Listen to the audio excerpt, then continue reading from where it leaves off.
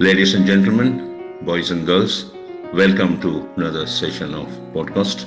I wish and I'm sure you will enjoy listening to the broadcast. Let us know the secret about childbirth. We, of course, know it biologically and, of course, the emotional aspect of it. But a little more, and the spiritual aspect of childbirth, if you could explain to us. There's nothing called spiritual. You know that when a sperm and a ovary gets fused, they call it suffusing. The zygote is born. So that's an egg. The terminology is zygote, Z-Y-G-O-T-E. So, and once the zygote is born, it starts spinning itself. Spinning itself? Yeah. It's sort of like how Earth rotates itself. The zygote starts spinning. The speed of that spin, what do you call it as RPM, the revolution per minute. We have no equipment still today to measure it. It's so fast. That must be real information to you. Yes, very much. It is there in modern science. It is there in modern science. As they start spinning, innumerable spin which cannot be measured, they start splitting among themselves. The zygote split into 2 into 4, 4 into 8, 16, 32, it keeps going. So as it spins and splits, it travels through the fallopian tube to the uterus. It goes around the uterus. It's called the implantation period for 2 weeks. Right. Then it goes to the end of the uterus and stick itself because the baby has to grow. Right. So this is for 2 weeks it happens. This is called the zygote period and also the implantation period. Then at the end of the 2nd week to the 8th week, it's called the embryo period, where the egg split into 3 major parts. The inner one is the embryo, the second one is the amniotic fluid, the outer one is the umbilical sac and the umbilical cord, which connects the mother and the child. Okay. So by the end of 8th week, the miniature adult is formed. The heartbeat starts. Most of your vital things are getting shaped up. So it will be very tiny, but then the end of the 8th week, the beginning of the 9th week, it's called the fetus period till the child's birth. Yeah. This is how they have divided into 3, the zygote period, the embryo period, and the fetus period. After 4.5 months, say about 12 to 14 weeks later, the child is fully conscious and it starts learning. From what all the mother does, it knows. It can listen to what all the mother speaks. It listens to all the people who speak to her mother, the child's mother. There itself it identifies who is the father. Okay. Because most of the conversation you will be doing in your privacy with your husband. They learn everything, whatever you do. You are operating your mobile phone, they know everything. That's how these children born straight away start using the instinctively they know. Yes, it. they know. Yeah, they learn everything. That is there in our scriptures. You know, in Mahabharata, when Arjuna teach Subhadra about the war, strategies. Yeah. Abhimanyu, who is inside the uterus, who listens to all that, becomes a born warrior. So there are evidences for that like that. That's why you should not have a lot of emotional turbulence during your pregnancy period, which affects the child a lot. True. And if you can read a lot of good books, you can read a lot of literatures, good ones. If you can practice a lot of subjects, mathematics, say suppose if you are going to practice mathematics in that 4 months later, if you are a good mathematician, the child which is born will be extraordinarily good in mathematics. Okay. There are many, many things to it. We will not go into that. Now, once the child is, ready for delivery, then the umbilical sac gives way, the fluid starts oozing out, which gives the elastic capacity to the pathway to expand. Right. And the baby comes out. As it comes out, It will come out with the umbilical cord, then they cut the umbilical cord and take the child out. After taking the child out, they cut the umbilical cord. Then the sac comes off. This is what is childbirth, right? Yeah. So now there is a very important questions by the unanswered question by the modern scientific community in the world for many years. As the child, which the heartbeat starts at the end of 8th week, and the child is fully conscious of everything. You know, the child moves inside. Right. Yeah, all that thing. You know, you can understand. You are a mother of 2 children, so you will know what it is. You have gone through those experiences. So now as the child is fully aware of everything, it's functional. But all the nutrients to the child go through the umbilical cord as a blood supply. Right. So from the mother. That's why they ask you to eat very well during your pregnancy and all that, So many things are there. But the question by the modern scientific community is the fetus inside the womb, the uterus, has its own soul or not? Yeah. This is a very important question, Yeah. scientific question. But the scientific community is not in a position to. Some group of people say yes. Some people say we cannot judge. Because a study of soul is not being done in the modern science so far. True, yeah. In the ancient science, there is an art called Andam. It is called the study of soul. There are enough of literatures are there. Now, actually speaking, out of the 5 major elements, the child is inside the liquid. It doesn't eat anything. It doesn't breathe also. Right. So there is no vayu there. Yeah, true. The child actually functions with the help of mother's soul. So It doesn't have a soul on its own. it does not have a soul on No, its own? no. Only the mother soul functions the child. How the mother blood supply gives the nutrition, the mother souls function the child. Okay. Okay, now what exactly happens at the delivery table when the child is born? It's been very clearly given by our ancient Tamil science. It's absolutely scientific. There is no doubt whatsoever here. In our system, we have a function called, in Tamil it's called Simandam, Valaikap, and in English today they call it as baby shower. That function is called the baby shower. Why they do it? There is a relevance to it. Nobody knows this now.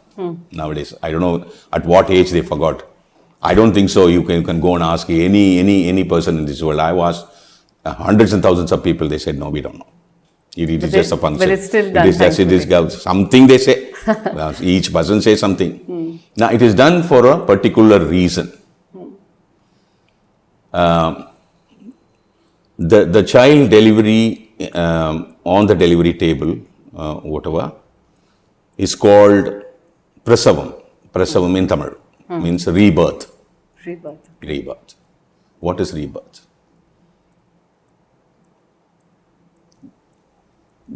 When the child comes out fully, the time cannot be determined. It may be 1/1,000,000th of a second, or we don't know. The mother faints for a while. It may be split seconds. This action happens. Okay. The child comes with the mother's soul. Mother is dead. Okay. Mother is dead. The child receives its soul, send back the mother's soul to the mother. Oh. That's why it's called rebirth. Rebirth, yeah. For both. Now I am born. I am with 2 souls now. As I was born. I was come out with my mother's soul.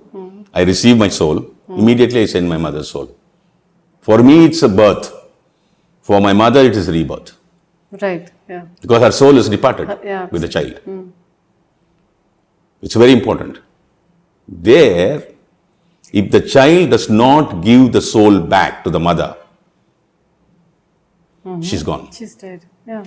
So on the delivery table, in some cases when the mother die, they don't know why the mother died. The so-called modern doctors, they write it as clinically dead. Finished, gone, over. If the astrological signs, according to her planetary position, that her lifespan ends with so-and-so child's birth, then the mother do not give the soul back to the child. The child do not give the soul back to the mother. So the prasavam, which is called the rebirth, the community knows about it, the humanity knows about it in the ancient days. So what we do at the end of the 7th month, 8th month or whatever, we bring the pregnant person, the female, we fully dress her up, put all the jewelry, put a lot of flowers for her and all that. Right. We look at her once, alive, because she's going to die and be reborn. That respect we give, we want to see her fully, clothed up. Good new sari, lot of jewelry, lot of flowers and all that. We decorate her completely and have a meal with her. That is what is this function. Shrimandam. Yeah. Because she's going to go through rebirth during her delivery time. So this is what happens here. Okay. This is very interesting stuff. Once the child is born, it's called the infancy period. Yeah. There are many things in this. The psychologists talk about the first 2 weeks are very crucial and important. It is completely under the control of nature. Right. So just a small question before we go into the infancy. When a child is born, we look forward to it crying, or it's expected to cry. That is probably the first action that a child does, externally. So why is this so important that the child cries? Or why does a child cry when it's born? The just newly born baby, just as it comes out, it has no reflex whatsoever in it. Okay? All the legs are folded, the arms are closed, and it was like this inside. Right. So it has no reflex whatsoever. It will not even open up its eye also. You would have seen most of the time. And the moment it comes out, it has to breathe. Right. Then the pulmonary actions will start. Will start, yeah. The heart, even though the heartbeat was going on inside, now the cardiovascular system comes back to its original function. It is going to breathe now. Right. The pulmonary flow should start. So for which the only stimulation that the nature given to the child is to give a cry. Give a cry. Okay. If the child doesn't cry, the nurse or the doctor will tap it and make it cry. Make it cry. Yeah. Because it has to restart functioning on its own with the cardiovascular system. Okay. The heartbeat which function inside during the fetus period is something different. Now it is a separate unit as a alive physical organism which has to support itself, breathe and take the prana, start spreading oxygen to the body. But the baby has not eaten anything. Okay? It has not eaten anything through orally inside the mother's uterus. It has not eaten anything. So, the connection now between the child and the nature is the cosmic wave. Even for you and me, the connection between the nature and our body is the cosmic wave. Cosmic wave. Yeah, it's very important. The spinal cord, the whole physical organism is based on the spinal cord. The existence, the sheer existence of your life between the birth and the death is only based on spinal cord, which is the antenna connects you and the nature. And nature, yeah. In the case of the newborn baby, the spinal cord is not grown. Not fully The formed, miniature form is there. It has to grow, it has to take time. So the connection between the child and the nature are the nails. the 10 nails in the legs and the 10 nails in the fingers. 20 nails. This fellow is the antenna. Okay. When sometime the nature connection gets cut, the child is not able to receive the proper cosmic wave, it starts crying. The child needs actually the cosmic wave connection to be restored, and it should be proper in rhythm. Which doesn't happen, it starts crying. Okay. We think the child is hungry and we start feeding milk. Okay. This is how the food and nutrition starts. So the first spell of food is milk. It's milk, yeah. And that is mother's milk. This is where it becomes very important. Mother's milk is a biological material. Mother's milk is something totally divine, sacred. That's the only thing which can support the child. Yeah. You know, in mother's milk, you have this monosodium lactate and many things are there. One of the things is this one, really, gives you a lot of support to the immune system of the child. Yeah. And the liver is not grown. It's so small. Everything is so small. Now, this baby which is grown inside the uterus of a person is used to her chemistry of receiving whatever it's supposed to receive through the umbilical cord by the blood supply from the mother. Now, the same blood supply is in the form of milk, comes as the first food to the child. Right? So, in the ancient days, first 6 months, nowadays, after 3 months, they start giving solid foods. They don't give any solid food for 192 days. Yeah, I've understood even water, they do not give external water for 6 months. Yeah, they only give milk because milk has enough water. Milk, more than 60% of the milk is water only. 60-70% of the milk is water. So that water is enough. So 48 days is it's a time frame called one mandalam. For 4 of that 48 into 4, it's 192 days. They don't give any other food other than milk, mother's milk. And those days the children used to, the newborn baby till age of 4-5, it used to have mother's milk as a support, along with other food. Because the ladies were so healthy those days. At the present, humanity is all gone haywire because they don't have the strength. They cannot feed the child. Many modern civilization in 1900s, after 1940, 50 and all that, even stopped reducing giving mother's milk to the children for various reasons, which we are not going to talk about it. Yeah. So those aesthetic things and all is not required. We are talking about the natural science as what's happening exactly in the nature. If suppose the mother die on the delivery table, for that reason, what I explained you, then how am I to protect the child? What do I give the child? Because the mother is not there anymore for breastfeeding. Then I have to give milk. There, the cow milk comes into play. Because of all the animals, cow milk is the closest to us. To human milk. Yeah. You have a lecture, you have in the food and nutrition, there is a lecture called Padartha Gunavilakam. That it is there in the print form. These guys, the ancient Tamil scientists, they were so brilliant. I don't know how many hundreds and thousands of years they may have taken or not taken time at all. We cannot talk about the time frame. They have given everything, like elephant. What happens if you eat the meat? What happens if you drink that milk? The milk.